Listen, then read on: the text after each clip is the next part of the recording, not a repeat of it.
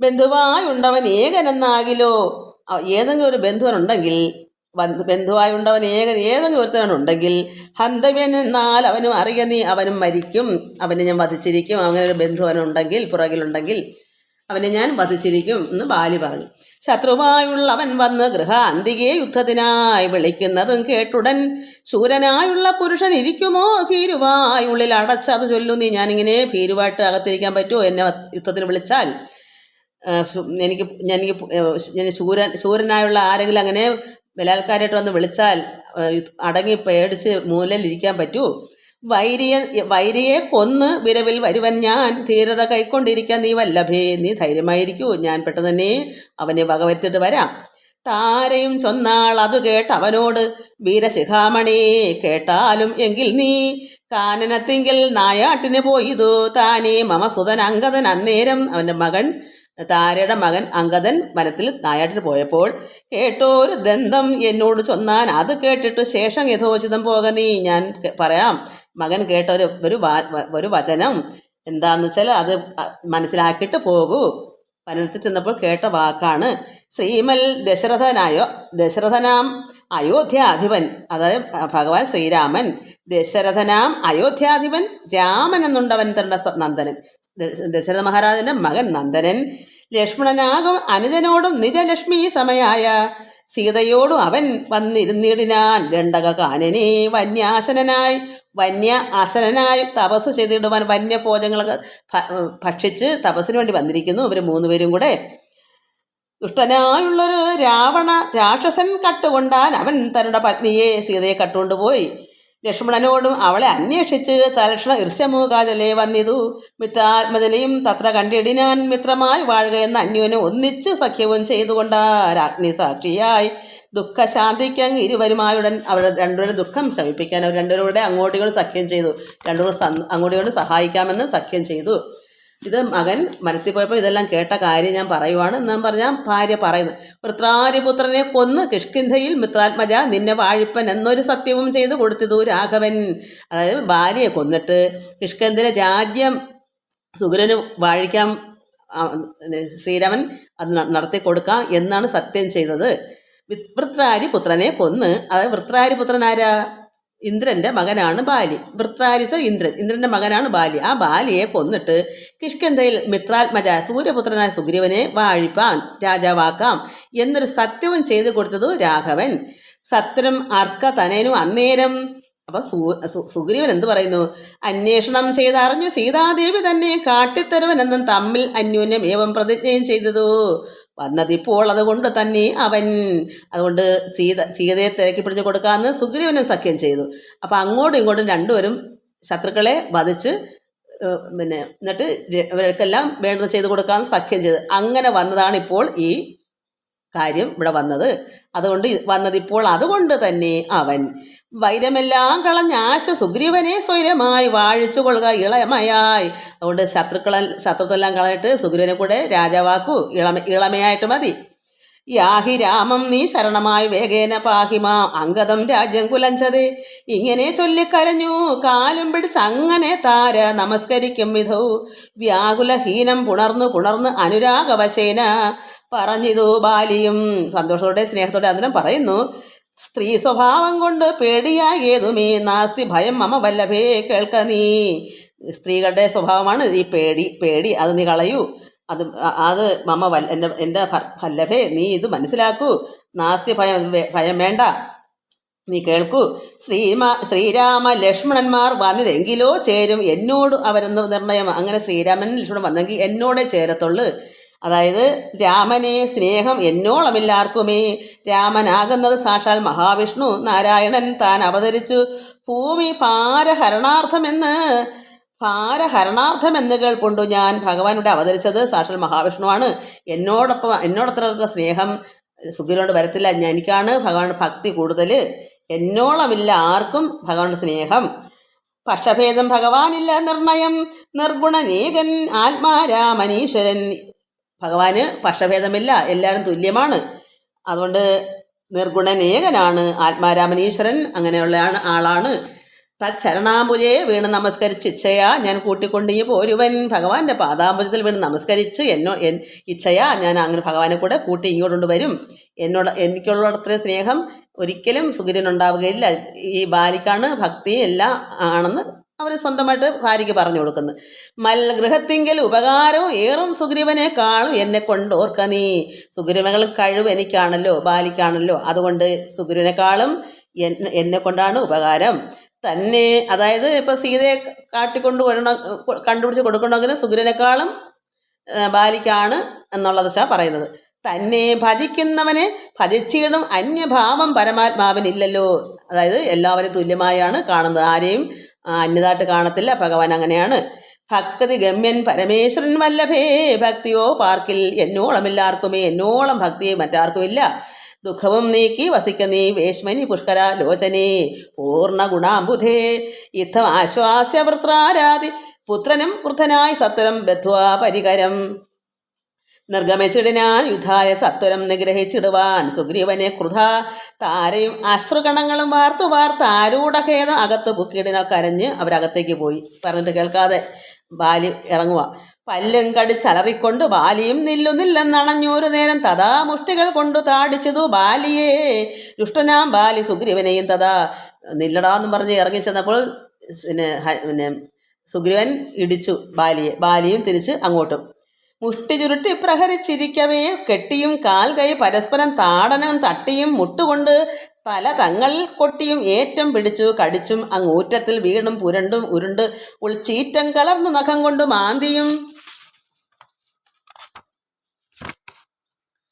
ചാടിപ്പതിക്കയും കൂടെ കുതിക്കയും മാടി തടുക്കയും കൂടെ കൊടുക്കയും ഓടിക്കഴിക്കയും വാടി വീർക്കയും മാടി വിളിക്കയും കോപിച്ചടുക്കയും മുഷ്ടിയുദ്ധപ്രയോഗം കണ്ടു നിൽപ്പവർ ദൃഷ്ടി കുളിർക്കയും വാഴ്ത്തി സ്തുതിക്കയും കാലനും കാലകാലം താനുമുള്ള പോർ ബാലി സുഗ്രീവ യുദ്ധത്തിനൊവ്വാ ദൃഢം. രണ്ട് സമുദ്രങ്ങൾ തമ്മിൽ പൊരും പോലെ, രണ്ടു ശൈലങ്ങൾ തമ്മിൽ പൊരും പോലെയും കണ്ടവരാർത്തു കൊണ്ടാടി പുകഴ്ത്തിയും കണ്ടില്ല വാട്ടം ഒരുത്തനും ഏതുമേ. അച്ഛൻ കൊടുത്തൊരു മാല ബാലിക്കും ഉണ്ട്, അച്യുതൻ നൽകിയ മാല സുഗ്രീവനും. ഭേദമില്ലൊന്നുകൊണ്ടും തമ്മിലെങ്കിലും ഭേദിച്ചത് അർക്കതനേനു വിഗ്രഹം സാധുമേറ്റം കലർന്നു. ആർക്കും തങ്ങളിൽ അതായത് അച്ഛൻ ദേവേന്ദ്രൻ കൊടുത്ത മാല, അത് പിതാവാണല്ലോ, അവൻ്റെ കയ്യിൽ ആരാ ബാലിക്കും. അച്യുതൻ ഭഗവാൻ ശ്രീരാമൻ കൊടുത്ത മാല സുഗ്രീവൻ്റെ കഴുത്തിൽ. ഭേദമില്ല ഒന്നുകൊണ്ട് അതുകൊണ്ട് എല്ലാം രണ്ടും ഒരുപോലെ തന്നെ. തമ്മിലെങ്കിലും എന്തു വന്നു? ഭേദിച്ചത് അർക്കതനേനു വിഗ്രഹം ശരീരം സാധുവും ഏറ്റം കലർന്നു സുഗ്രീവന്. അല്പക്ഷീണം തുടങ്ങി ഇടികൊണ്ടപ്പം. അതുകൊണ്ട് രണ്ടുപേരും തുല്യതുല്യമായിട്ട് നിൽക്കുന്നെങ്കിലും ഭേദിച്ചത് അർക്കതനേന് വിഗ്രഹം ശരീരം സാധുവും ഏറ്റവും കലർന്ന് സുഗ്രീവനും ഖേദമോടെ രഘുനാഥനെ നോക്കി വിഷമിച്ച് ഭഗവാനെ നോക്കുന്നു. അഗ്രജമുഷ്ടി പ്രഹരങ്ങൾ ഏൽക്കയാൽ സുഗ്രീവൻ ഏറ്റവും തളർച്ചയുണ്ടെന്ന് അത് കണ്ടു കാരുണ്യം കലർന്നു വേഗേന വൈകുണ്ഠൻ. ദശരഥനന്ദനൻ ബാലി തൻ വക്ഷപ്രദേശത്തെ ലക്ഷ്യമാക്കിക്കൊണ്ട് വൃക്ഷഷണ്ഡം മറഞ്ഞാശു മഹേന്ദ്രമാം അസ്ത്രം തൊടുത്തു വലിച്ചു നിറച്ചുടൻ വിദ്രുതമാറായ ചെള്ളിടിനാൻ. ഭഗവാൻ ഇങ്ങനെ ഒരു വൃക്ഷത്തിൻ്റെ മറവിൽ നിന്നുകൊണ്ട് വൃക്ഷഷണ്ഡം മറന്നു നിന്നുകൊണ്ട് മഹേന്ദ്രമാ അസ്ത്രം തൊടുത്ത് വലിച്ചു നിറച്ച് വിദ്രുതമാർ അയാളുടെ മാറിലേക്ക് അയച്ചു അമ്പ്. ചെന്നിതു ബാലിതൻ മാറിൽ തറച്ച് ഒന്നങ്ങ് അലറി വീണിടാൻ ബാലിയും. ഭൂമി ഒന്ന് വിറച്ചത് അന്നേരത്ത് രാമനെ കൂപ്പി സ്തുതിച്ചു മരുൾ സുതൻ. ഹനുമാൻ അപ്പോഴെന്തുവെന്ന് ഭഗവാനെ നോക്കി സ്തുതിച്ചു. മോഹം കലർന്ന മുഹൂർത്തം മാത്രം പിന്നെ മോഹവും തീർന്നു നോക്കിയിടാൻ ബാലിയും. ഒന്ന് ബോധം കെട്ട് വീണെങ്കിലും പിന്നെ മോഹം തീർന്നിട്ട് ബാലി നോക്കിയപ്പം സുഗ്രീവനെ അല്ല കാണുന്നത്. അതാണ് അപ്പം താര പറഞ്ഞതെല്ലാം സത്യമാണെന്ന് അപ്പോഴാണ് അറിയുന്നത്. നോക്കിയപ്പോൾ ആരാ നിൽക്കുന്നേ? കാണായത് അഗ്രേ രഘുത്തമനെ തഥാ ബാണവും ദക്ഷിണഹസ്തേ ധരിച്ച് അന്യപാണിയിൽ ചാപവും ചീരവസനവും തൂണീരവും മൃദുസ്മേര വദനവും ചാരുജടാ മകുടം പൂണ്ട് ഇടംപെട്ട മാറിടത്തിങ്കിൽ വനമാലയും പൂണ്ട് ചാർവായുധങ്ങളായുള്ള ഭുജങ്ങളും ദുർവാളച്ചവി പൂണ്ട ശരീരവും പക്ഷഭാഗേ പരിസേവിതന്മാരായ ലക്ഷ്മണ സുഗ്രീവന്മാരെയും അഞ്ജസാ കണ്ടു. അപ്പോൾ ഭഗവാന്റെ ഇടത്തും രണ്ട് പക്ഷഭാഗം ഇരുവശത്തുമായി ലക്ഷ്മണനെ സുഗ്രീവനെയും കണ്ടു.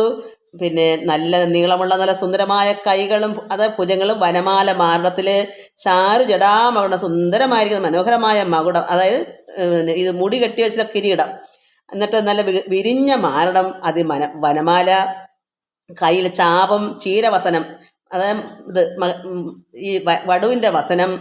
ചീരവസനം എന്ന് വെച്ചാൽ മരവുരി, അതും എല്ലാം ബാണം, ദക്ഷിണഹസ്തേ വലത്തെ കയ്യിൽ ബാണവും ധരിച്ചിങ്ങനെ നിൽക്കുന്നു ഭഗവാൻ. അപ്പോൾ അദ്ദേഹത്തിൻ്റെ രണ്ട് സൈഡിനായിട്ട് ആര് നിൽക്കുന്നു? സുഗ്രീവനും പിന്നെ പക്ഷഭാഗ ലക്ഷ്മണനും സുഗ്രീവന്മാരും അഞ്ജസ കണ്ടു. ഇത് കണ്ടപ്പോൾ എന്ത് വന്ന് ബാലിക്ക് ഗർഹിച്ചു പറഞ്ഞതു, അത്രയ്ക്ക് ഗർഭത്തോടുകൂടിയാണ് പിന്നെ പറയുന്നത്. ഗർഭിച്ചു പറഞ്ഞതു ബാലിയും ഉണ്ടായ ഖേദ കോപാൽ ആകുല ചേതസ. ബാലിക്ക് അപ്പോൾ ആകുല, കാരണം എന്നോളം ഒക്കത്തില്ല എന്ന് പറഞ്ഞ ആളാണ് ശ്രീരാമന്. അത്രമാത്രം എന്നോടായിരിക്കും കൂടുതൽ പ്രിയം, എന്നോടൊപ്പം അത്ര സ്നേഹവും ഭക്തിയും ആർക്കും ഉണ്ടാകത്തില്ലാത്തതുകൊണ്ട് എന്നോട് ഇഷ്ടമായിരിക്കും, ഞാൻ വിളിച്ചുകൊണ്ട് വരും, ഇതൊക്കെ പറഞ്ഞ ആളാണ്. അപ്പോഴെത്രയും നോക്കിയപ്പോൾ എന്താ കണ്ടേ? അപ്പുറം ഇപ്പുറമൊക്കെയാണ് നിൽക്കുന്നത്. ഉണ്ടായ ഖേദ കോപാൽ ആകുല ചേതസ. എന്തു ഞാൻ ഒന്ന് നിന്നോട് പിഴച്ചതു, എന്തിന് എന്നെ കൊല ചെയ്തു വെറുതെ നീ? ശ്രീരാമനോട് ചോദിക്കുക, എന്തിനാ എന്നെ നീ വെറുതെ കൊല ചെയ്തത്? ഞാൻ നിന്നോട് എന്താ തെറ്റ് ചെയ്തത്? വ്യാജേന ചോരധർമ്മത്തെയും കൈക്കൊണ്ട് രാജധർമ്മത്തെ വെടിഞ്ഞത് എന്തിങ്ങനെ? ഈ കള്ളത്തരത്തിൽ അധർമ്മം, ചോരധർമ്മം അധർമ്മം, ഈ അധർമ്മം കൈക്കൊണ്ട് രാജധർമ്മമൊക്കെ മറന്ന് വെടിഞ്ഞ് എന്താ ഇതിങ്ങനെ ചെയ്തത്? ഇത് രാജധർമ്മമാണോ?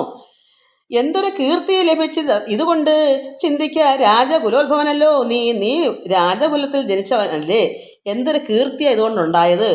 വീരധർമ്മം നിരൂപിച്ച് കീർത്തിക്ക് വേണ്ടി ചെയ്തതാണെങ്കിൽ, വീരധർമ്മം നിരൂപിച്ചിട്ടാണ് ഈ കീർത്തിക്കെങ്കിൽ നേരെ പൊരുതു ജയിക്കണം ഏവനും. നേരെ നിന്ന് പൊരുതണം, അങ്ങനെ കീർത്തി കിട്ടണമെങ്കിൽ. എന്തൊന്ന് സുഗ്രീവനാൽ കൃതമായതും എന്ത് മറ്റെന്നാൽ കൃതമല്ല അന്യതും.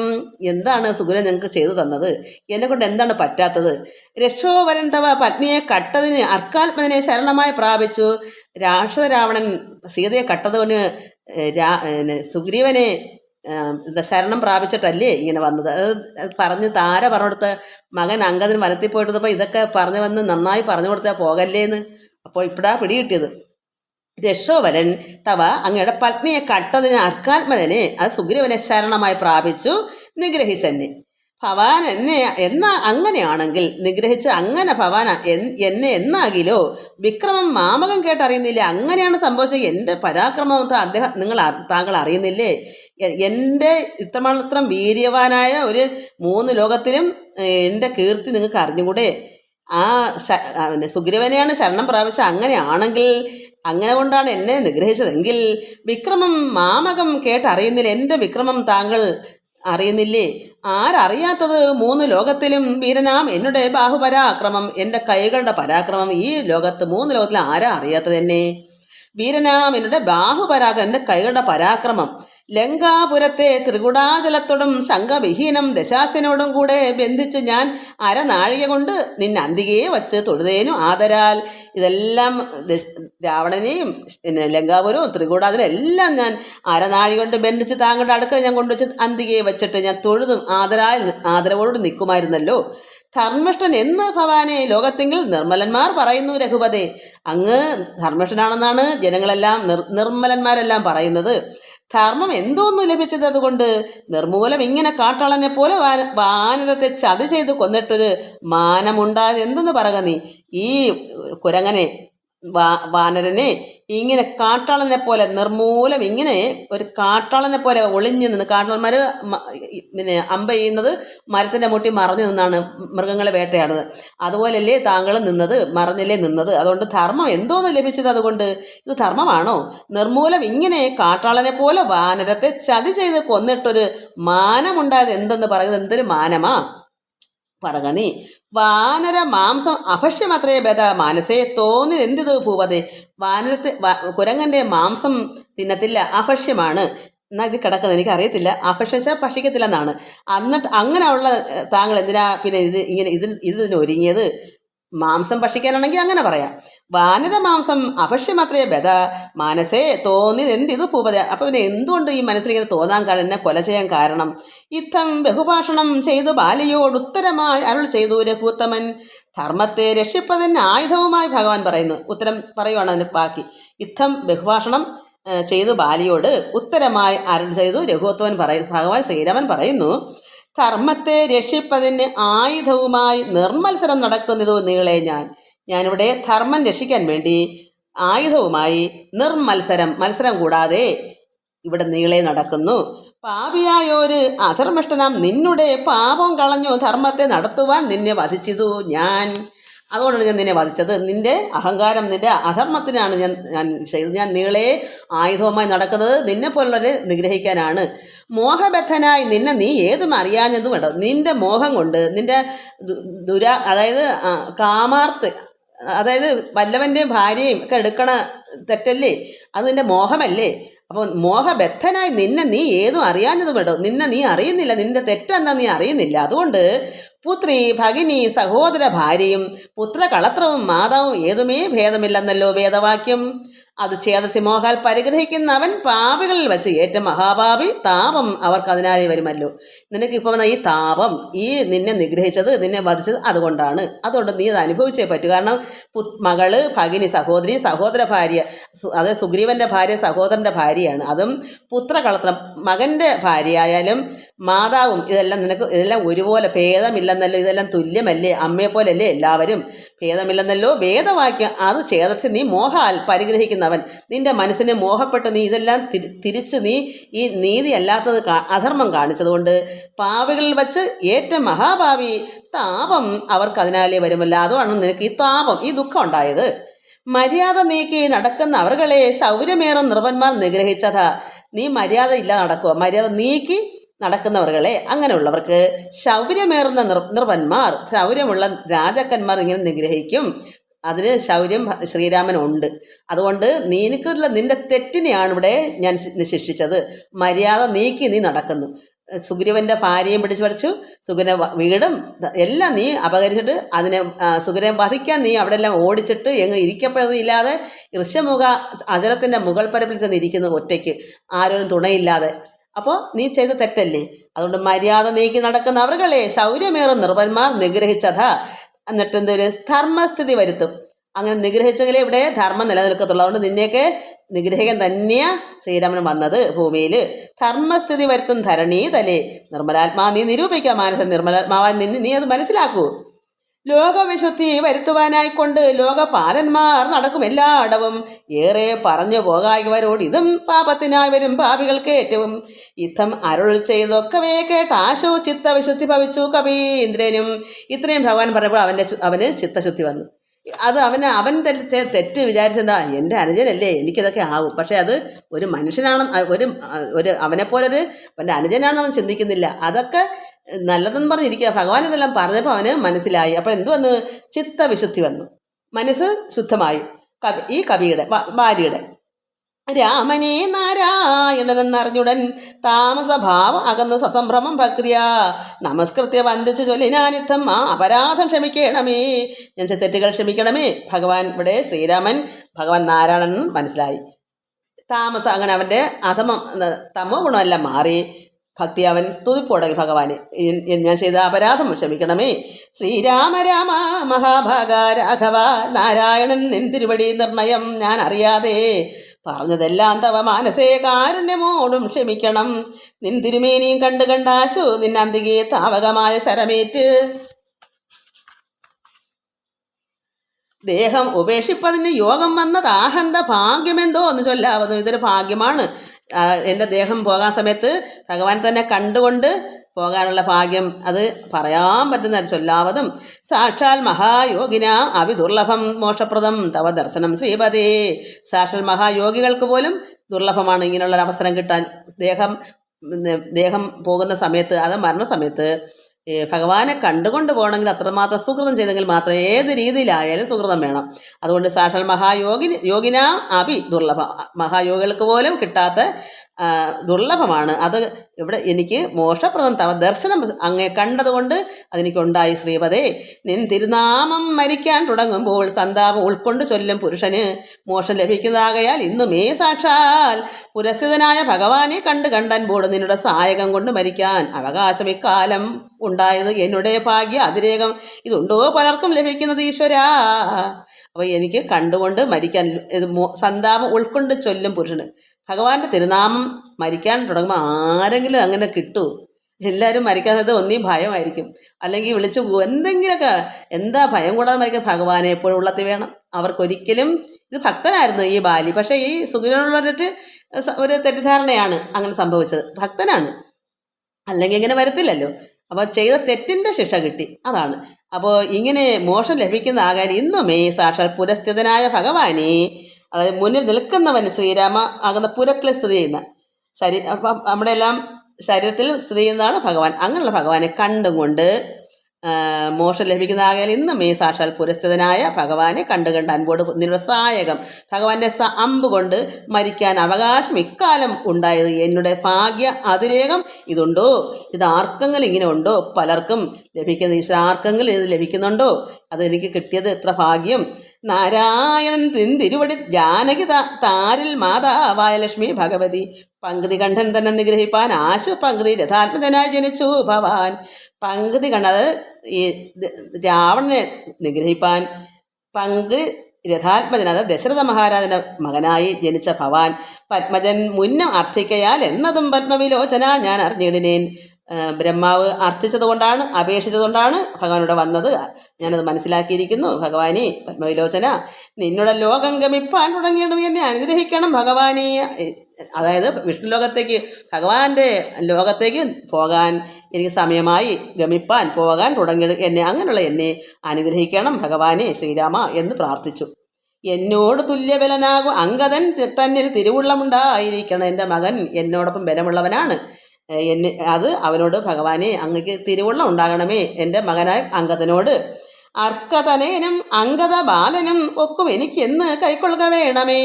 ശത്രുവായിരുന്ന സുഗ്രീവനിപ്പം അങ്കദനെ പോലെ രണ്ടുപേരും എനിക്ക് തുല്യമാണ് പറയുന്നത്. അപ്പോൾ ചിത്തശുദ്ധി വന്ന് അപ്പോൾ പറഞ്ഞ അർക്കതനയൻ, അതായത് സുഗ്രീവനും അങ്കദ ബാലൻ മകൻ, അതായത് മകനും ഒക്കും എനിക്ക് ഒന്നുപോലെയാണ്. അതുകൊണ്ട് കൈക്കൊള്ളുക ഭഗവാനെ, രണ്ടുപേരെയും കൈക്കൊള്ളണമേ. അമ്പും പറിച്ച് തൃക്കൈ കൊണ്ട് അടിയനെ അൻപോട് മെല്ലെ തലോടുകയും വേണം. എൻ്റെ ഈ ദേഹത്തിലെ ഈ അമ്പ് വലിച്ച് ഊരിയിട്ട് എന്നെ മെല്ലെ തലോടണമേ എന്നതു കേട്ടു രഘുത്തമൻ ബാണവും ചെന്ന് പറിച്ചു തലോടിനാൻ മെല്ലവേ. മാനവവീരൻ മുഖാംബുജവും പാർത്ത് വാനരദേഹം ഉപേക്ഷിച്ചു ബാലിയും. യോഗേന്ദ്ര വൃന്ദ ദുരാപമായുള്ളൊരു ലോകം ഭഗവത്പദം ഗമിച്ചിടിനാൻ. രാമനായൊരു പരമാത്മ ബാലി രാമപദം പ്രവേശിച്ചോരനന്തരം മർക്കടൗഖം ഭയത്തോടോടി വേഗേന പൊക്കിതോ കിഷ്കന്ധയായ പുരാജിരേ. അത് കണ്ടുകൊണ്ട് അവിടെ നിന്ന് ബാക്കി കുരങ്ങന്മാരെല്ലാം ഓടി എവിടെ ചെന്നു? പുരാങ്കണത്തിൽ ചെന്ന് ചൊല്ലിനാർ താരയോടാശു കവികളും. താര ഭാര്യയോട് എന്ന് പറഞ്ഞു. സ്വർലോകവാസിയായി വന്നു കവീശ്വരൻ ശ്രീരാമ സായകമേറ്റു രണാജിരെ. യുദ്ധത്തില് ബാലി കവീശ്വരൻ ഭഗവാന്റെ അമ്പേറ്റ് സ്വർഗലോകത്തേക്ക് പോയി. അതുകൊണ്ട് താരേ കുമാരനെ വാഴിക്ക വൈകാതെ. അതുകൊണ്ട് ഇനി രാജ്യം ആരെങ്കിലും ഏൽപ്പിക്കണ്ടേ? അതുകൊണ്ട് താരേ, അതായത് ഈ ഭാര്യയോട് പറയുന്നു, കവികളിൽ നിന്ന് പറയുന്നു, ശ്രീരാമൻ്റെ വില്ല് സായകമേറ്റ് അദ്ദേഹം കവി എവിടേക്ക് പോയി? സ്വർഗത്തേക്ക് പോയി. അതുകൊണ്ട് താരേ കുമാരനെ, അത് അങ്കദനെ വാഴിക്ക വൈകാതെ. ഗോപുരവാതിൽ 4 ദൃഢം ബന്ധിച്ച് ഗോപിച്ചു കൊള്ളുക. കിഷ്കിന്ധ മഹാപുരം മന്ത്രികളോട് നിയോഗിക്കാൻ നീ പരിപന്ധികളുള്ളിൽ കടക്കാതിരിക്കണം. രാജധാനിയല്ലേ, രാജാവ് മരിച്ചാൽ അവിടെ പലരും വരികയൊക്കെ ചെയ്യാം. അത് കള്ളന്മാരും പലരും വഴിപോക്കരൊക്കെ കയറാതിരിക്കാൻ എല്ലാം ബന്ധിച്ച് പൂട്ടി വൃത്തിയാക്കി വെക്കണം, ആരും കടക്കാതെ. ബാലി മരിച്ചത് കേട്ടിട്ട് താരയും ആലോല വീഴുന്ന കണ്ണുനീരും വാർത്ത് ദുഃഖേന വക്ഷസി താടിച്ചു ഗൽഗതവാച പറഞ്ഞു പലതരം.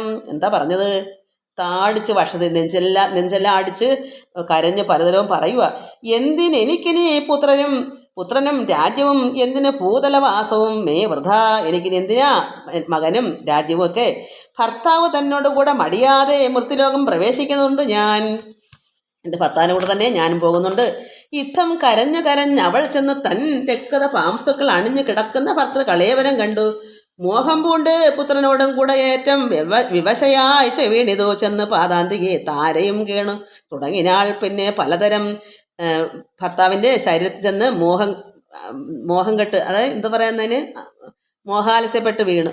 രക്തപാംസുകൾ അണിഞ്ഞു കിടക്കുന്ന യുദ്ധത്തിൽ ഇങ്ങനെ രക്തത്തിൽ കുളിച്ച് കിടക്കല്ലേ, അതുകൊണ്ട് മോഹം ഇത് കണ്ടപ്പോൾ ബോധം കെട്ട് വീണിട്ട് ഈ പുത്രൻ അംഗദനോടും കൂടിയാണ് ചെന്നത്. വിവശയായി വീണിതു ചെന്ന് പാതാന്തിക്ക് ബാലിയുടെ പാദത്തിൽ ചെന്ന് വീണിട്ട് താരയും കേണ് കരഞ്ഞു തുടങ്ങിയാൽ പിന്നെ പലതരം ബാണമേത് എന്നെയും കൊന്നിടൂ, നീ മമ പ്രാണനാഥന് പൊറ പിരിഞ്ഞാലിടോ, എൻ്റെ പ്രാണനാഥന് സഹിക്കത്തില്ല.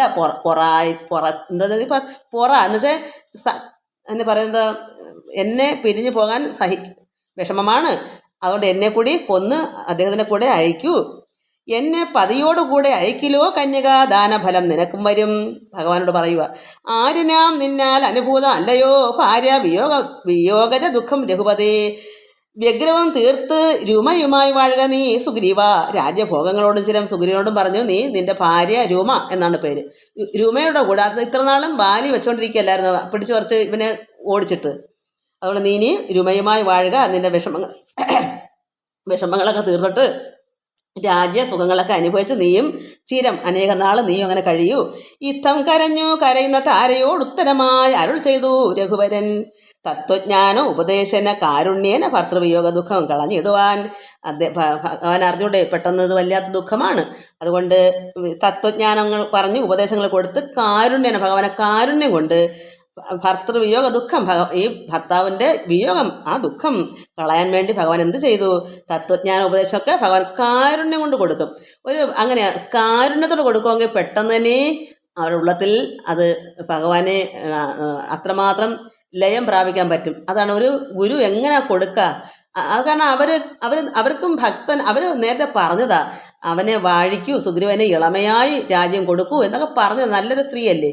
അപ്പോൾ ഇപ്പോഴും നീ സുഖമായി ചിരകാലം നീ വസിക്കൂ രുമയുമായി, അങ്ങനത്തെ ഒരു നല്ല സ്ത്രീയാണ്. അതുമല്ല യുദ്ധത്തിന് പോകരുതേ എന്നും പറഞ്ഞ്. അപ്പോൾ അങ്ങനെയുള്ളവർക്ക് ഭഗവാനെ കണ്ട് ഉപദേശം കിട്ടാനുള്ള അനുഗ്രഹം അവർ കഴിഞ്ഞ ജന്മം ചെയ്തു വെച്ചിട്ടുണ്ട്. അതുകൊണ്ട് അവർക്ക് കിട്ടി. അതുകൊണ്ട് ഭഗവാൻ താരയോട് ഉപദേശം കൊടുക്കുന്നത്. താരയ്ക്ക് എന്താ പറയുന്നത് ഭഗവാൻ? എന്തിന് ശോകം വൃഥാ തവ കേൾക്ക നീ, ബന്ധമില്ലേതും ഇതിന് മനോഹരേ.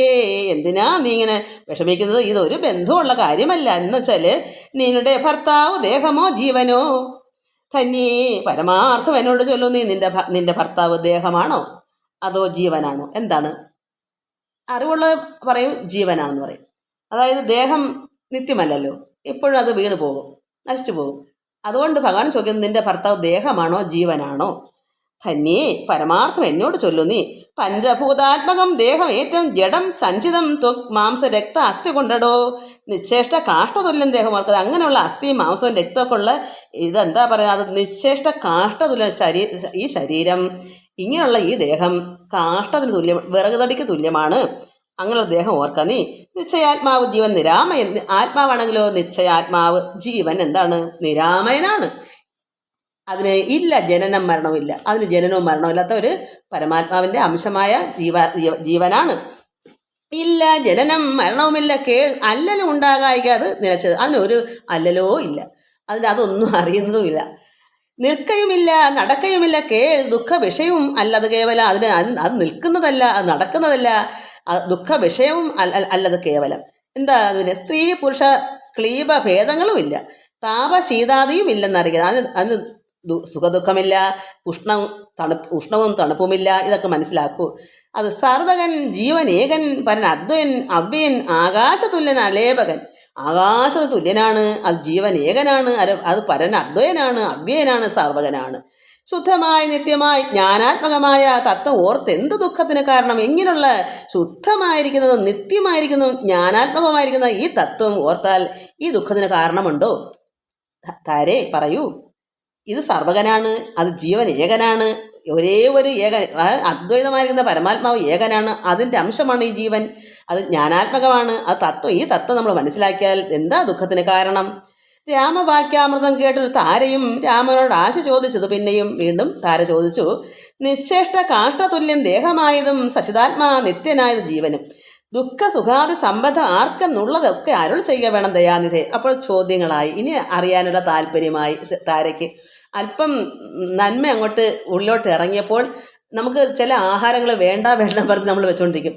അതൊന്ന് കഴിച്ച് നോക്ക് മക്കളെ, എങ്ങനെയുണ്ടെന്ന് നീ നോക്കൊന്ന് രുചിച്ച് നോക്ക്. അങ്ങനെ നമ്മുടെ ഉദ്ദണ്ണം കൊണ്ടൊന്ന് ഇടിച്ചു നോക്കുക. അയ്യോ അമ്മ അത് നല്ല രുചിയാവും, ഇനിയും എന്താന്ന് പറയുന്നത് പോലെ ഈ താരം എന്ത് പറയാം, ഭഗവാൻ ഇത്രയേ പറയുള്ളൂ. ജീവനാണിത്, സർവകനാണിത്, സനാതനാണ്, അത് ആകാശം പോലെയാണ്, ഇതെല്ലാം കൊണ്ട് പറയുന്നത് നിത്യനാണ്, ശുദ്ധമാണ്, ഇത് ജ്ഞാനാത്മകമാണ്. ഇതെല്ലാം പറഞ്ഞപ്പോഴും താരയ്ക്ക് ചോദിക്കുന്നത് ദുഃഖ സുഖാദി സംബന്ധം ആർക്കെന്നുള്ളതൊക്കെ അരുൾ ചെയ്യുക വേണം ദയാനിധേ എന്നത് കേട്ട് അരുൾ ചെയ്തു രഘുവരൻ തന്നെ. രഹസ്യമായുള്ളത് കേൾക്ക നീ. യാതൊരളവ് ദേഹേന്ദ്രിയ അഹങ്കാര ഭേദഭാവേന സംബന്ധമുണ്ടായി വരും. യാതൊരളവ് ദേഹ ഇന്ദ്രിയ അഹങ്കാരം, അങ്ങനെ ദേഹവും ഇന്ദ്രിയങ്ങളും അഹങ്കാരവും അങ്ങനെയുള്ള ഭേദഭാവേനയാണ് നമുക്ക് സംബന്ധമുണ്ടായി വരുന്നത്, ബന്ധമുണ്ടാകുന്നത്. അത് എന്തായി, ഞാനെന്നും എൻ്റെ മക്കൾ, എൻ്റെ ഭർത്താവ്, ഇങ്ങനെയുള്ളതാണ് ഈ സംബന്ധം. അത് ഇന്ദ്രിയങ്ങൾക്കും ദേഹമൊക്കെ ഉള്ളൂ, അതുകൊണ്ടാണ് അതുണ്ടാകുന്നത്.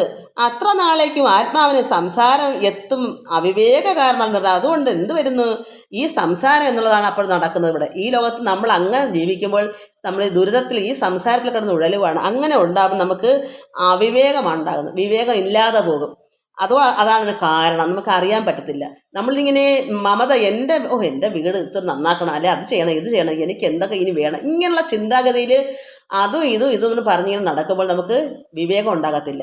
അതുകൊണ്ട് സംസാരം ഇങ്ങനെ നടന്നുകൊണ്ടേ പോയി. ഈ ലോകചിന്ത ദുരിതാബ്ധിയാണ്. അത്തനാളിക ആത്മാവിന് എന്തില്ല, സംസാരം എത്തും അവിവേക കാരണം. അവിവേകം കൊണ്ടാണ് സംസാരം ഉണ്ടാകുന്നത്. ഈ അവിവേകം മാറി വിവേകം ഉണ്ടാകുമ്പോൾ മാത്രമേ നമുക്ക് മനസ്സിലാക്കാൻ പറ്റൂ. അതുകൊണ്ട് ഓർക്കിൽ മിഥ്യാഭൂതമായ സംസാരവും പാർക്ക താനേ വിനിവർത്തിക്കയില്ലടോ. അതുകൊണ്ട് ഇത് മിഥ്യാഭൂതമായ ഈ സംസാരം ഓർക്കാൻ താനേ വിനിവർത്തിക്കയില്ലടോ. നാനാ വിഷയങ്ങളെ ധ്യായമാനന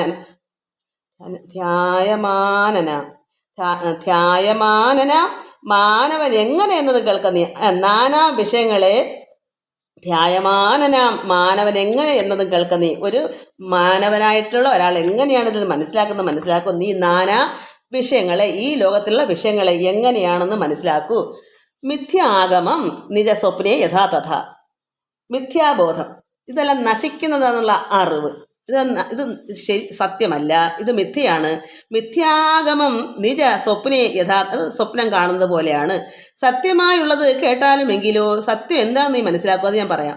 നൂനം അനാദ്യ വിദ്യ ബന്ധുഹേതുന. അനാദ്യമാണത്, വിദ്യയാണ്, അതാണ്. അപ്പോൾ ആ ബന്ധത്തിന് ഹേതുവാക്കും. നമ്മൾ ഈ സംസാരമായിരിക്കുന്നത് ബന്ധനമാണ്. ഇതിനെ ഹേതുന ഇല്ലാതാക്കണമെങ്കിൽ എന്ത് വേണം? അനാദിയായിരിക്കുന്ന വിദ്യ വേണം. ഹേതുനാ താന അഹങ്കൃതിക്കാശു തൽക്കാര്യമായി സംസാരമുണ്ട അപരാർത്ഥകമായതും സംസാരമോ രാഗരോഷാദി സങ്കുലം. അപ്പോൾ സംസാരം അപാർത്ഥകമായതും സംസാരം രാഗരോഷാദി സങ്കുലം, അത് ഒരു കൂട്ടമാണ്. സങ്കുലം വെച്ചാൽ രാഗരോഷാദി വെച്ചാൽ ഇത് രണ്ടെണ്ണമല്ല. കാമ ക്രോധ ലോഭ മോഹ മത മാത്സര്യ ഡംഭ അഹങ്കാരങ്ങളായ സങ്കുലം, ഒരു കൂട്ടമാണ് സംസാരം. മാനസം സംസാര കാരണമായതും, നമ്മുടെ മനസ്സ് സംസാര കാരണം കൊണ്ട് നടക്കുകയാണ്. നമുക്ക് മനസ്സിനെ ഒരിക്കലും പിടിച്ചാൽ കിട്ടത്തില്ല, അത് ഓരോന്നിൻ്റെ പുറകേ പോകും. സംസാര കാരണമായതാണ് മനസ്സ്. അതുകൊണ്ട് മാനസത്തിന് ബന്ധം ഭവിക്കുന്നു. അതുകൊണ്ടാണ് നമ്മൾ മനസ്സാണ് എൻ്റേന്നുള്ള ചിന്ത, ഈ ചിന്തയാണല്ലോ അത് മനസ്സിനുള്ളതാണ്, അത് സംസാരത്തിൻ്റെ കാരണമാണ്. മനസ്സമാനത്വം ഭവിക്കയാൽ ആത്മനസൽകൃത ബന്ധം ഭവിക്കുന്നു. മനസ്സമാനത്വം ഭവിക്കയാൽ ആത്മനസൽകൃത ബന്ധം ഭവിക്കുന്നു. രക്താദി സാന്നിധ്യം ഉണ്ടാകാൻ കാരണം ശുദ്ധ സ്ഫടികവും വർണ്ണമായി വരും. വസ്തുതയാ പാർക്കലില്ല തദ്രഞ്ജനാശുത്തെ വിചാരിച്ച് കാണുക. നീ സൂക്ഷ്മമായി നോക്കൂ. ബുദ്ധീന്ദ്രിയാദി സാമീപ്യം ഉണ്ടായാൽ എത്തും ആത്മാവിന് സംസാരവും. ബലാൽ ബുദ്ധി ഇന്ദ്രിയാദി സാമീപ്യം ഉണ്ടാകയാൽ എത്തും ആത്മാവിന്. അപ്പം നമുക്ക് ബുദ്ധിയും ഇന്ദ്രിയങ്ങളും സാമീപ്യം കൊണ്ടാണ് നമുക്കിവിടെ സംസാരം ഉണ്ടാകുന്നത്, ബന്ധനം ഉണ്ടാകുന്നത്.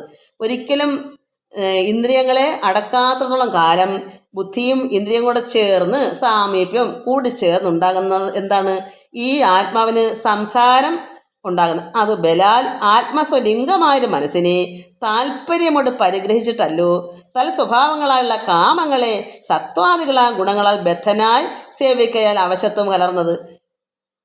അപ്പോൾ സ്വഭാവങ്ങളായുള്ള ഈ കാമങ്ങളെ, നമ്മൾക്ക് സാധാരണ നമ്മുടെ സ്വഭാവമാണ് ആഗ്രഹങ്ങൾ. ആത്മസ്വലിംഗമായൊരു മനസ്സിനെ താല്പര്യമോട് പരിഗ്രഹിച്ചിട്ടല്ലോ തൽസ്വഭാവങ്ങളായ കാമങ്ങളെ സത്വാദികളാം ഗുണങ്ങളാൽ ബദ്ധനായി സേവിക്കയാൽ അവശത്വം കലർന്ന് അത് ഭാവിക കൊണ്ട് സംസാരെ വലയുന്നു. അതുകൊണ്ട് നമ്മൾ എന്ത് വേണം? ഈ സംസാരത്തിൽ നിന്ന് മുക്തനാവാൻ. ഇതെല്ലാം നമ്മുടെ സ്വഭാവങ്ങളാണ്. ഈ ആഗ്രഹങ്ങളും ഇതിലെല്ലാം ബന്ധപ്പെട്ട് കിടക്കുന്നതും ഈ സത്വാദികളാം ഗുണങ്ങൾ. സത്വാദി എന്ന ഈ ഇപ്പോൾ ഒരു നായക്ക് ഇന്നിപ്പോൾ ലോകം നശിച്ചിരിക്കുക. ഒരു പൂച്ചയെ വളർത്തിയാൽ അതിനോടങ്ങ് പ്രേമമാണ്. ഒരു പട്ടിയെ വളർത്തിയാൽ ഒരിക്കലും വിട്ടുപിരിയാത്ത മനസ്സായി പോകുന്നത്. ഇതെവിടെ ചെന്ന് അവസാനിക്കും?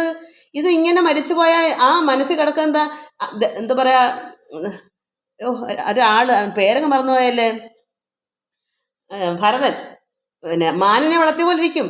ഇന്ന് സർവ്വപേരും ഓരോ മൃഗങ്ങളെടുത്തിച്ച് ബെഡിൽ കൂടെ കിടത്തേക്കുക കുഞ്ഞുങ്ങളുടെ നോട്ടത്തില്ല. ഇപ്പം എന്ത് വരും?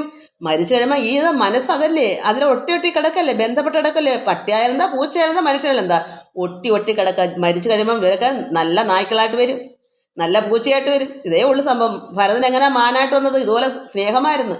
ആരോരും ഇല്ലാത്ത മാനിനെ വളർത്തി സ്നേഹിച്ച് പുകർത്തും വെറുത്തെല്ലാം പൂജയും കർമ്മങ്ങളെല്ലാം പിന്നെ എന്താ പറയുക, അതെല്ലാം ഓർമ്മ പോലും ഇല്ലാതെ എൻ്റെ മാനെ, ഞാൻ മരിച്ചാൽ മാനോടൊപ്പം ആര് നോക്കും, മൃഗങ്ങൾ ഭക്ഷിച്ച് കളയുമല്ലോ, ഇതൊക്കെ ചിന്തിച്ച് ഭരതൻ മരിച്ചു. മാനായിട്ട് ജനിച്ച പോലെ ഇരിക്കും. ഇന്ന് ലോകം മൊത്തവും ജനങ്ങൾ ഇങ്ങനെയാണ് കാണിക്കുന്നത്. അപ്പോൾ എന്താണെന്നോടെ മനസ്സ് ഇങ്ങനെ പോവുക, ഓരോന്നിലേക്ക് വലിച്ചു കൊണ്ട് പോകുന്നു.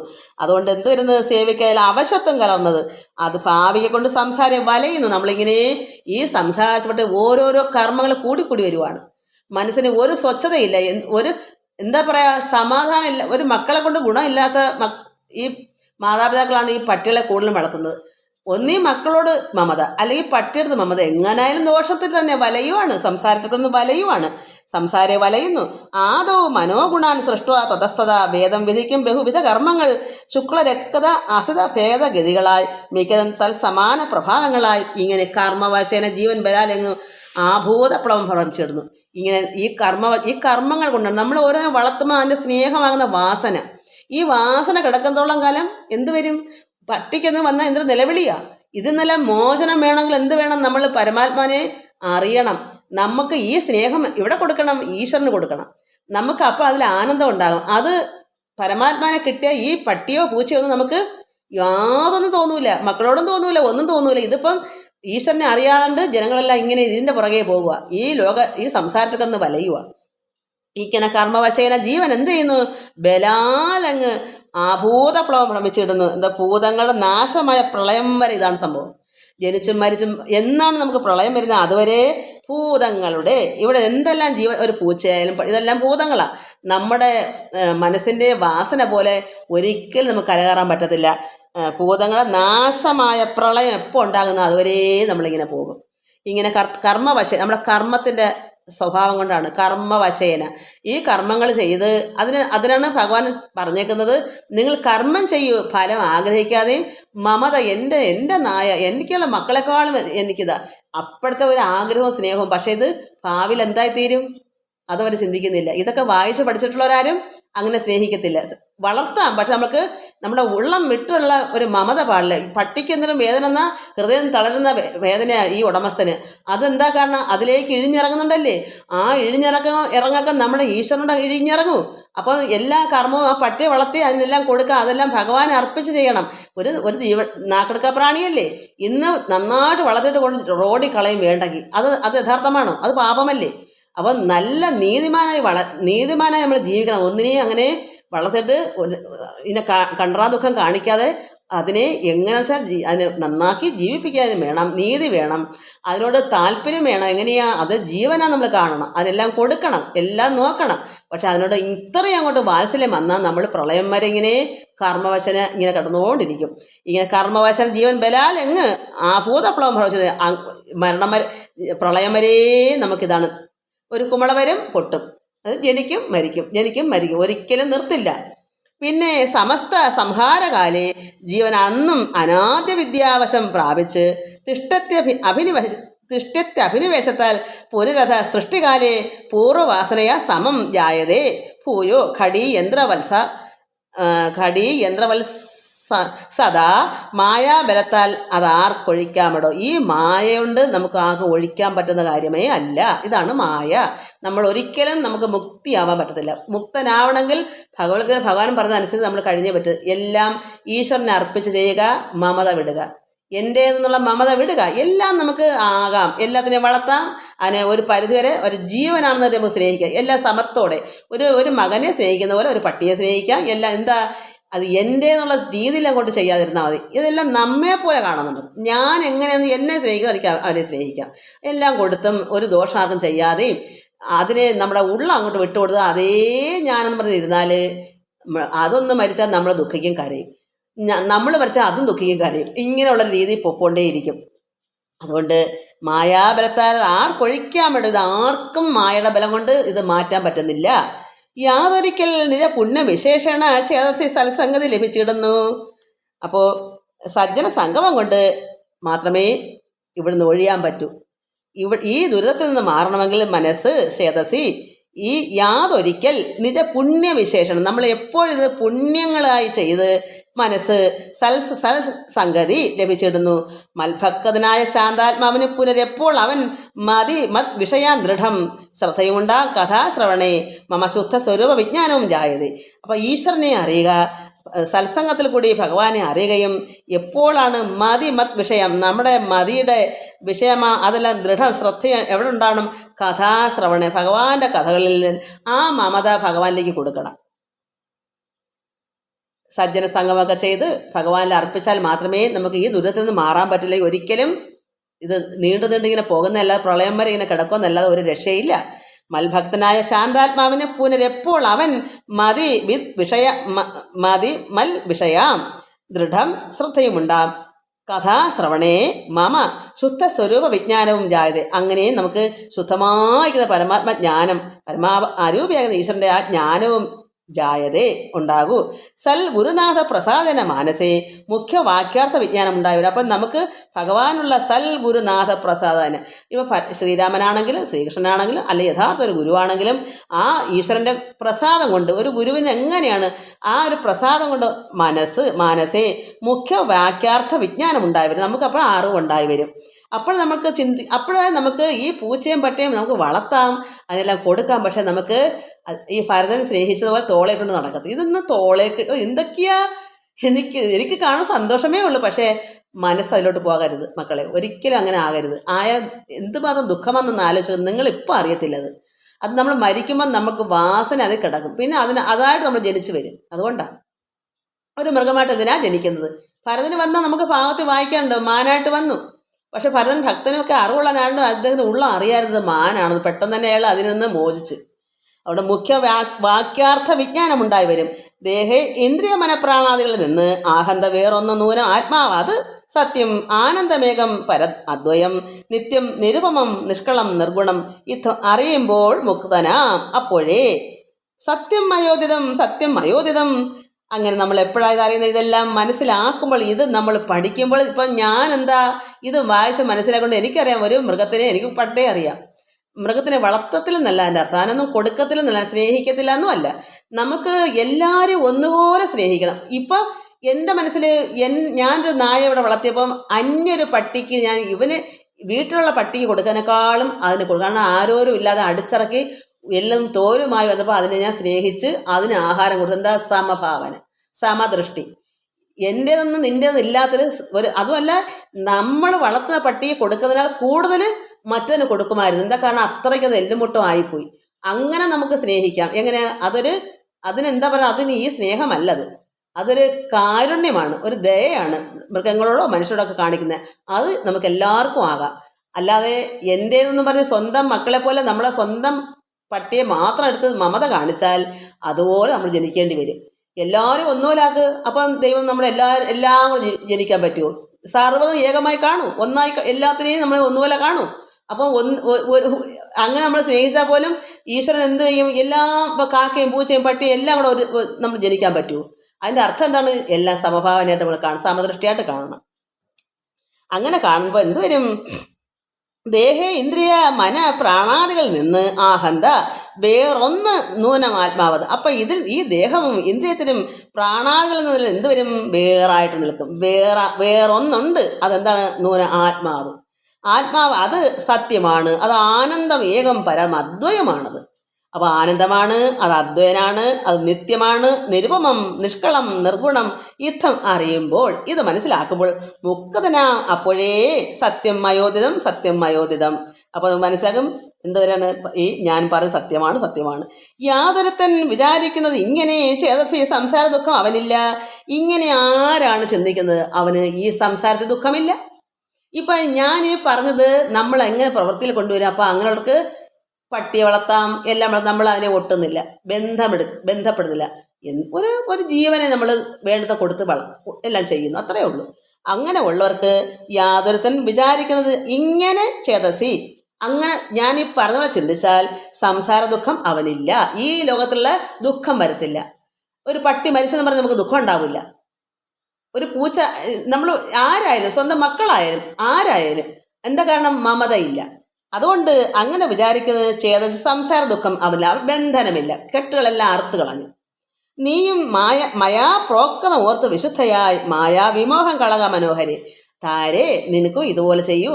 ഇവിടെ ഭർത്താവായാലും ആരായാലും മക്കളായാലും അന്യര് എല്ലാവരുടെയും ശരീരത്തിന് നാശമുള്ളൂ, ജീവന് അത് നിത്യമാണ്, അത് പിന്നെ ശാശ്വതമായ ഒന്ന് അതേ ഉള്ളൂ, അത് ആനന്ദമാണ്. ഇതെല്ലാം അങ്ങോട്ട് പറഞ്ഞു കൊടുത്തു.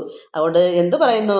നീയും മയാ, അതായത് ഭഗവാന്റെ ഈ ഞാൻ ഭഗവാൻ പറഞ്ഞത് ഓർത്ത് വിശുദ്ധയായി മായാവിമോഹം, ഈ മായെന്നുള്ള ആഗ്രഹങ്ങളും ഈ എൻ്റെ ഭർത്താവ് എൻ്റെ എന്നുള്ള ആ മോഹം കളഞ്ഞിട്ട് മനോഹരെ കർമ്മബന്ധത്തിൽ നിന്നുകൊണ്ട് വേർപെടണം.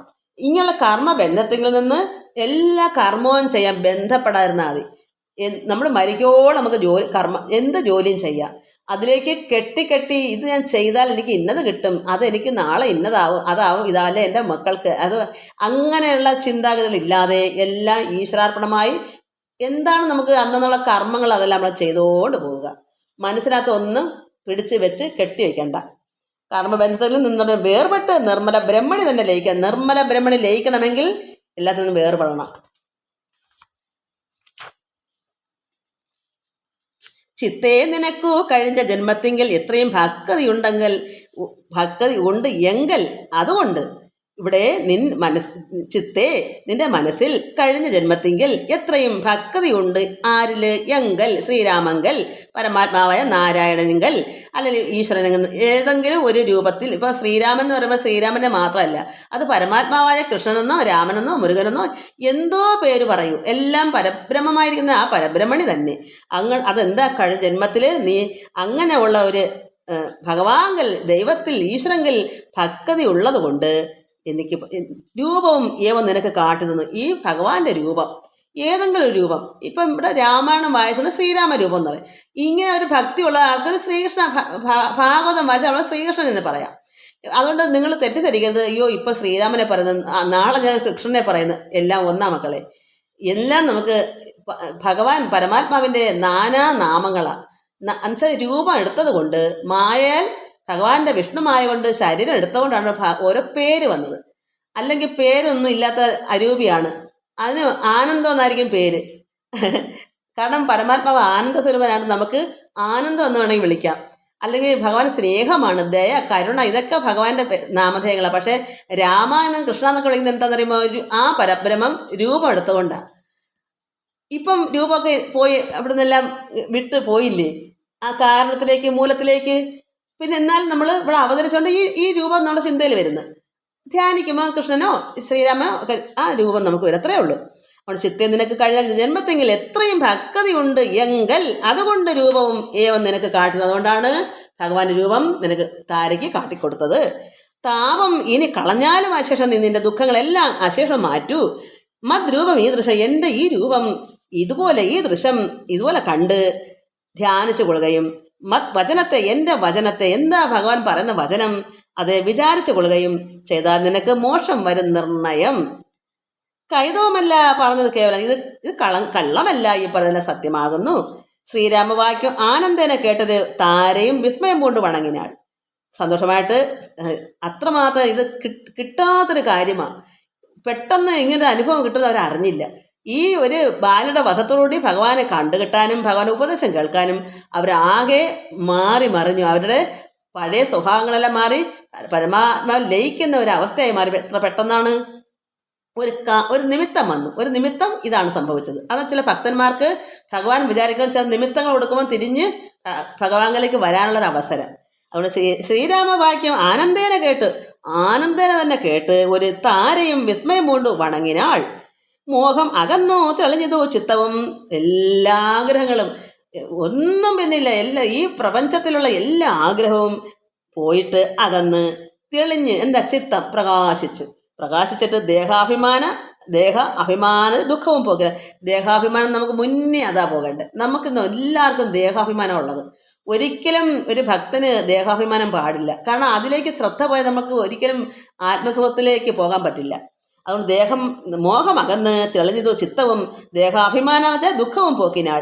ആത്മാനുഭൂതി കൊണ്ടാശു സന്തുഷ്ടയാം ആത്മബോധേന ജീവൻ മുക്തതയായിനാൾ. അപ്പോൾ എന്തു വന്നു? ആത്മാനുഭൂതി കൊണ്ട് ഭഗവാന്റെ ഉപദേശം കേട്ടുള്ള താരയ്ക്ക് ആത്മാനുഭൂതി ഉണ്ടായി. ഇന്ന് ഒരു മകള് കമൻസ് തന്ന് ശ്രീകലയാ, അമ്മേ ഇങ്ങനെ ഞാൻ ഒരു ലയത്തിൽ ഇങ്ങനെ അങ്ങിരുന്നു. കാരണം നമ്മൾ അതിൽ ഉണരുമ്പോഴേ ഞാൻ എത്ര നേരം ഇവിടെ ഇരുന്നിട്ട് നമ്മൾ ആ നാമൊക്കെ ചെല്ലിട്ട് ഒരു ലയത്തിൽ അങ്ങനെ അങ്ങ് ഇരിക്കും. ഒരു ആനന്ദാനുഭൂതിയാണ്. അങ്ങനെ എത്ര നേരം ഇരിക്കുന്ന ക്ലോക്കൊക്കെ നോക്കുമ്പോഴേ അറിയുള്ളൂ ഞാൻ എപ്പോൾ ഇരുന്നതാണെന്ന്. അപ്പം എന്താ ഒരു അനുഭൂതിയാണ്. അതിങ്ങനെ മുന്നോട്ട് പോകിയാൽ പിന്നെ നമുക്ക് പ്രപഞ്ചമായിട്ട് ആ സമയത്തൊക്കെ ഒരു എന്താ പറയുക, ഈ ദേഹത്തിൻ്റെ ഓർമ്മകളൊന്നും ഉണ്ടാകത്തില്ല. അതിൽ നിന്ന് ഉണരുമ്പോഴേ പിന്നെ ഇത്രയും സമയം എവിടെ ഇരുന്നൊരു ചിന്ത വരാത്തത്. അങ്ങനെ ആത്മാനുഭൂതി കൊണ്ട് സന്തുഷ്ടയായി ആത്മബോധേന ജീവൻ മുക്തതയായിനാൾ. താര മരിച്ചിട്ടല്ല മുക്തതയായെന്ന് ചിന്തിക്കണം. ഇന്ന് അത് അറിയാത്ത ഒരുപാട് പേരുണ്ട്. നമുക്ക് ജീവിച്ചിരിക്കുമ്പോൾ തന്നെ എല്ലാത്തിനും വിരമിച്ച് ഇതുപോലെ ആത്മാനുഭൂതി ഉണ്ടായി പരമാത്മാ ലയിച്ച് വരുന്നൊരു സുഖമുണ്ട്. ആ ഒരു ആനന്ദാനുഭൂതി, ആ ബ്രഹ്മന് ലയിക്കുക, അത് വരുന്നതാണ്. അതാണ് ഇവിടെ ജീവൻ മുക്തത. കാരണം എല്ലാത്തിൽ നിന്നും മുക്തി വന്നെങ്കിൽ അത് ആ അനുഭവം നമുക്ക് ഉണ്ടാകും. എല്ലാത്തിൽ നിന്നും വിരമിച്ചെങ്കിൽ മാത്രമേ മനസ്സുകൊണ്ട് മൊത്തം ഇതിപ്പോൾ നമുക്ക് വീടും കൂടും ഒക്കെ ഉണ്ട്, മനസ്സിൽ ഇതൊന്നും എനിക്കില്ല, മനസ്സിൽ അങ്ങനെ ചിന്തയില്ല. അങ്ങനെ ഉണ്ടെങ്കിൽ മാത്രമേ ആത്മാനന്ദാനുഭൂതി നമുക്കുണ്ടാകുക. അവിടെ അറിയാൻ പറ്റും. അതിനെ നമുക്ക് അറിഞ്ഞ് മനസ്സിലാക്കാൻ പറ്റുള്ളൂ. കാരണം ഒന്നിലേക്ക് ചിന്ത പോകില്ല, മനസ്സ് ഒരിക്കലും എങ്ങോട്ട് ഓടത്തില്ല. കാരണം എന്തെങ്കിലും എനിക്ക് ഉണ്ടെങ്കിലേ അങ്ങോട്ട് ഓടും. ഒന്നും അറിയേണ്ടതായിട്ടില്ല, ഒന്നും കിട്ടേണ്ടതായിട്ടില്ല. നമുക്കെല്ലാം നിറവാണ്, ഒന്നും വേണ്ട, ഈ ലോകത്തിൽ യാതൊന്നും നമുക്ക് വേണ്ട. അങ്ങനെയുള്ളവർക്ക് മനസ്സ് എങ്ങോട്ടും ഓടത്തില്ല. അതുകൊണ്ട് നമുക്ക് എന്തുവരും? ആത്മാനന്ദത്തിൽ ലയിക്കാം. ആത്മാനുഭൂതി കൊണ്ടാശ സന്തുഷ്ടയായി ആത്മബോധേന ജീവൻ മുക്തതയായിനാൾ. മോക്ഷപ്രദനായ രാഘവൻ തന്നോട് കാൽക്ഷണം സംഗമം മാത്രം താരയും ഭക്തി മുഴുതിട്ട് അനാദിബന്ധം തീർന്ന്. എന്തൊക്കെ അവരുടെ ഉള്ളിലുണ്ടായിരുന്നു, എത്ര ജന്മത്തെ കർമ്മബന്ധമൊക്കെ ഉണ്ട്, ഇതെല്ലാം പോയി. ലയം പ്രാപിച്ചു.